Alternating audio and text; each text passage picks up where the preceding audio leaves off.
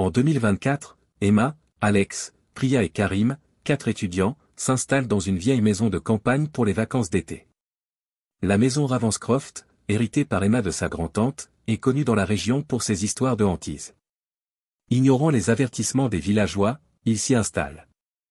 Dès la première nuit, des bruits de pas se font entendre dans les couloirs sombres. Alex, sceptique, explore la maison mais ne trouve rien. Le lendemain, Priya découvre un vieux journal caché dans le grenier. Il appartient à la grand-tante d'Emma et raconte l'histoire d'une malédiction liée à la maison. En 1924, un enfant, Samuel, y est mort mystérieusement. Sa mère, une sorcière présumée, a juré de venger sa mort en maudissant la maison.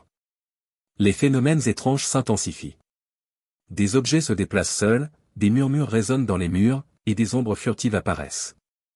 Karim, passionné par le surnaturel, propose de mener une séance de spiritisme pour entrer en contact avec l'esprit de Samuel.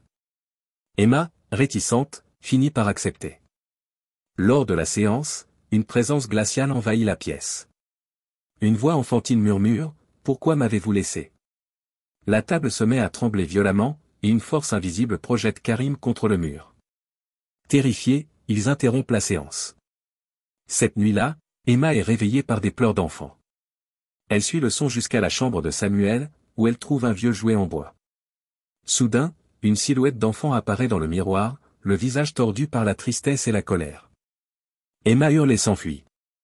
Le groupe décide de quitter la maison au plus vite, mais il découvre que les portes et fenêtres sont mystérieusement verrouillées de l'intérieur. Priya, en lisant plus avant dans le journal, découvre que la seule façon de lever la malédiction est de trouver les restes de Samuel et de les enterrer avec un objet qui lui était cher.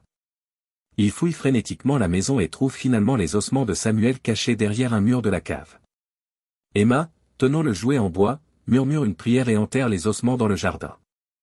Une tempête éclate, le vent hurle, et les lumières vacillent. Puis, un silence absolu s'installe. Le lendemain matin, les phénomènes ont cessé. Les portes et fenêtres sont déverrouillées. Épuisés, ils quittent la maison, jurant de ne jamais revenir. La maison Ravenscroft, enfin libérée de la malédiction, reste vide, un témoin silencieux des horreurs qui s'y sont déroulées. Cependant, la nuit suivante, Emma reçoit un appel anonyme.